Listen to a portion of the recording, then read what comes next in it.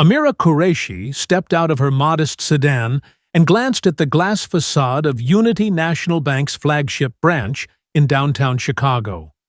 Rain tapped softly on the windshield, but the chill in the air wasn't just from the weather. It was from the quiet doubts that had been gnawing at her for weeks. She adjusted the faded hoodie over her curls, zipped up her windbreaker, and tucked her handbag beneath her arm. No designer label, no glint of diamonds, nothing to hint at her true identity. Today, she wasn't the founder of a billion-dollar financial empire.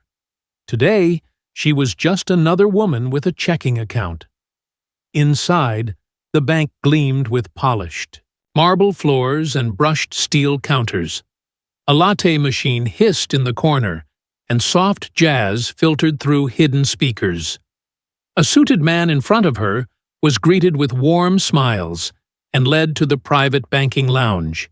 Amira, however, barely earned a glance. The receptionist, seated behind a sleek desk, didn't look up. No hello, no offer of assistance. Amira waited. 10 seconds passed, then 20. Finally, she cleared her throat. The woman glanced up, eyes narrowing slightly. "Yes?" she asked curtly. "I'd like to make a withdrawal." "Do you have an appointment?" the receptionist asked, scanning Amira's hoodie with open skepticism. "No, I was told walk-ins are welcome." A short pause. "Fine. You can wait over there." She gestured vaguely toward a row of chairs near the wall. Amira nodded once and took a seat. She watched as other customers, well-dressed, confident, obviously affluent, were greeted with courtesy and ushered to the front. She remained invisible. After nearly 15 minutes, her name was called. She approached the teller counter, where a young man, maybe in his late 20s, looked up with a rehearsed smile that faded almost instantly. "How can I help you?" he asked, already sounding doubtful. "I'd like to withdraw $10,000 from my checking account." He blinked. "Do you have ID?" She handed over her bank card and driver's license. The teller took them but didn't move. His brow furrowed as he stared at the screen, then back at her ID. "One moment." He turned to whisper something to a colleague behind the counter. Amira stood calmly, her expression unreadable. The whispering stopped. The second employee glanced over at her, then nodded toward an office in the back. Moments later, the teller returned, but without her documents. "I'm going to need to get a manager," he said. Amira's jaw tightened, slightly. "Is there an issue?" "No, just standard verification for large amounts." She said nothing as he disappeared again. In the silence that followed, she glanced around the room. A young white couple laughed with a banker at a corner desk. An elderly man in a navy blazer was offered a complimentary bottle of water. Every interaction around her flowed smoothly, effortlessly, except hers. A few minutes passed before a man in a tailored suit emerged from the manager's office. His steps were deliberate, expression guarded. His name tag read Rick Morrison, branch manager. He approached with a practiced smile that didn't quite reach his eyes. "Good afternoon. I understand you're requesting a $10,000 withdrawal?" "Yes. I provided my ID and account number." Rick gave a slow nod. "May I take a quick look at your identification?" It was already given to your teller. He pretended not to hear and extended his hand. Reluctantly, Amira handed it over again. Rick studied the ID, then looked up, frowning slightly.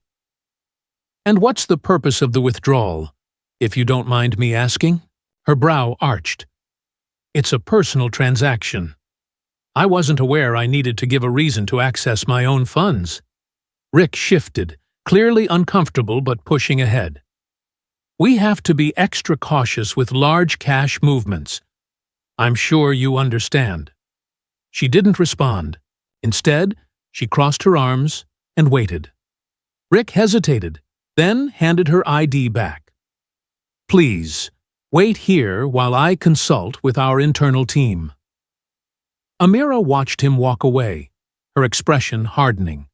She had come here looking for answers. Now, she was getting them, just not the kind she had hoped for. This was only the beginning. Rick reappeared after several minutes, accompanied by a uniformed security guard whose wide shoulders nearly brushed the door frame. The tension in the air turned colder as both men approached. Amira stood still, her hands calmly resting on the edge of the counter. The manager's polite smile had vanished, replaced by a stiff expression that barely concealed his suspicion. The guard lingered just behind him, arms folded, gaze unreadable, but alert. "Miss Qureshi," Rick began, using her name as if it were unfamiliar. "There seems to be an inconsistency with your request." Amira tilted her head slightly. "Inconsistency? We're unable to confirm certain account details. For your protection, of course." His tone suggested it was anything but for her benefit. She narrowed her eyes. "You have my name, my ID, and access to my file. What exactly can't you confirm?" Rick hesitated. "We need further verification before releasing the funds. Perhaps a secondary form of identification or a utility bill?" Her lips parted slightly, disbelief flashing across her face. "You're asking me to prove I exist to access my own money? It's procedure," he said, without confidence. Behind him, the security officer shifted his weight, watching the exchange with silent interest. Amira caught the glance, but didn't flinch. "I've done everything required," she said, firmly. "Your teller had no issues until he saw my withdrawal amount." Rick's jaw tensed. "It's standard for any large transaction." She glanced around the lobby. The woman in designer sunglasses across the room had just withdrawn cash and left without being asked for anything more than her signature. Amira returned her gaze to Rick. "How many people today have had to show a utility bill?" Rick didn't answer. Instead, he looked to the guard, signaling silently. The guard stepped closer. "Is there a problem?" the officer asked, voice low but clear. "That depends," Amira replied. "Are you here to resolve this or simply back him up?" He looked at Rick, who offered no direction. The guard stayed where he was, not answering. Rick cleared his throat. "We'd prefer you return tomorrow with additional paperwork. It'll make the process easier for everyone." Amira shook her head slowly. "Or maybe you'd prefer if I walked out quietly and didn't question your behavior." A few nearby customers glanced up. The atmosphere had shifted from routine to uncomfortable. Conversations stopped. Eyes wandered toward the counter. Rick's tone sharpened. "Miss, if you don't comply with our policy, we'll have to ask you to leave." She smiled faintly. "I'm not being difficult. I'm being patient." "Then please understand our position. Security measures aren't personal." "Really?" she asked. "Because from where I'm standing, this feels very personal." Rick remained silent. She reached into her handbag, slowly and deliberately, drawing out her phone. The screen lit up as she tapped the camera icon. Rick stiffened. "There's no need to record." "There wasn't a need to call security either," she replied, voice steady. "But here we are." The red circle on the screen blinked to life. She pointed the lens toward the two men in front of her. "I'm documenting this interaction," she said, "since accessing my legally held funds apparently qualifies as suspicious behavior now." The guard took a half step back. Rick looked around, noticing customers now staring openly. Amira shifted her focus toward the camera. "This is Unity National Bank, downtown Chicago branch. I've provided a valid ID, an account number, and followed every policy listed on their website. She turned the camera back to Rick. And yet, I've been interrogated, delayed, and now watched by security, all for trying to withdraw money from my own account. Rick spoke, voice lower now. You're escalating this. No, she corrected. You escalated this when you decided I didn't belong here. The silence between them thickened. Every second the camera stayed on added weight to her words. I'll ask one more time, she said. Are you going to process the withdrawal, or continue to assume I'm lying about who I am? Rick looked around, clearly uncomfortable now. Customers whispered to one another. The receptionist avoided eye contact. The manager straightened. You'll need to come back with further proof. Amira gave a slight nod, not in agreement, but in confirmation. Understood. She lowered her phone, stopping the recording, then looked Rick directly in the eyes. I hope you're confident in how you've handled this. Rick didn't respond. Without another word, she turned and walked toward the entrance. Heads turned to watch her leave. No one spoke. The quiet buzz that once filled the room had faded, replaced by the heaviness of unspoken judgment. Her departure wasn't hurried. Every step echoed with quiet power. She didn't look back. But this wasn't the end. It was simply the moment before the storm. Before the automatic doors could close behind her, Amira turned around. Calmly, she walked back inside. The hush in the lobby deepened. Customers who had turned their attention away moments ago were now focused entirely on her return. Each of her steps carried intent, measured and deliberate. Rick glanced up, visibly surprised. His posture stiffened as she approached. The security guard shifted uneasily beside him, unsure whether to intervene again. Amira stopped a few feet from the counter, holding her ground with quiet authority. You still have my ID, she said flatly.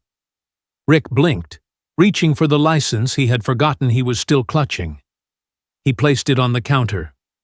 Amira picked it up slowly, eyes not leaving his face. She took a deep breath. Let's clear something up. Rick didn't respond. She held the card between two fingers and tapped it against the counter once. You've questioned my name, doubted my credentials, brought in a guard, and refused to perform a basic banking transaction. I've followed procedure, he muttered. No, she replied evenly. You've followed assumptions. Rick looked away, jaw tight. Amira raised her voice slightly, not loud, but clear enough to carry across the room. Did you even bother to read the name on this ID? Or did my hoodie make it easier to ignore? The security guard's eyes flicked toward Rick. The receptionist sank lower behind her screen. A man near the entrance leaned in subtly, clearly, listening. Amira turned the card around, showing the front to Rick. Here's what you missed. She tapped the embossed text. Founder and Chief Executive Officer, Unity National Bank. That's my signature right below it.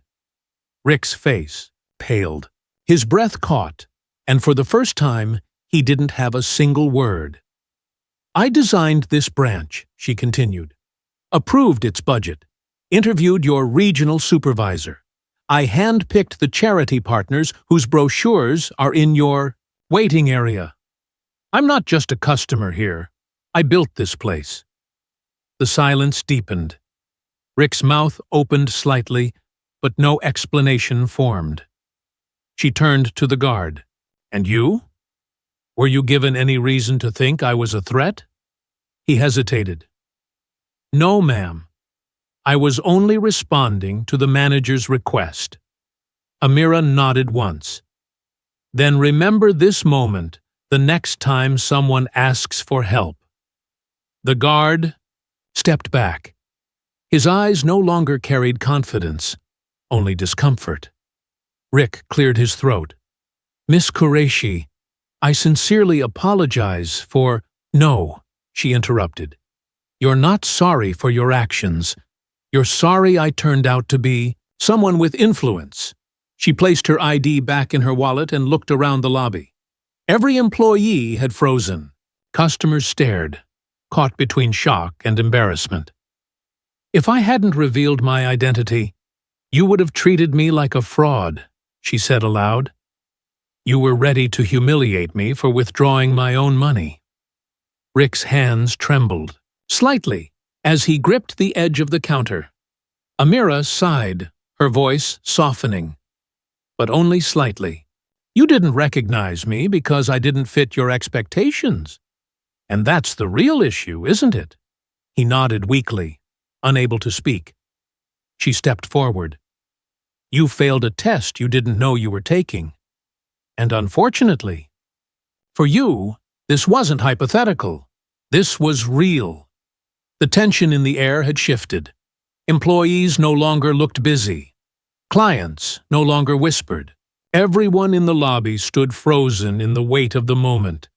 Amira reached into her handbag again and retrieved a silver card embossed with gold letters. She placed it on the counter in front of Rick. That's the number for our executive HR team. Expect a call, she said quietly. Rick's fingers hovered above it like it might burn him. He didn't pick it up. She turned toward the receptionist, who flinched as their eyes met. Next time someone walks in without labels or fancy clothes, don't decide who they are before speaking to them. The woman nodded quickly, lips pressed together. Amira faced the room one last time. You all witnessed how easily respect is denied. I walked in here expecting professionalism. What I received was prejudice, wrapped in policy. A man near Andurt's, the back of the room, nodded subtly. Another woman folded her arms, looking toward Rick with visible disdain. Amira adjusted the strap on her bag and offered no more words. She didn't need to. The message had been delivered, and its impact was irreversible. Without another glance, she exited the building. This time, no one looked away. No one moved. Only the quiet realization remained, loud enough to echo long after she was gone.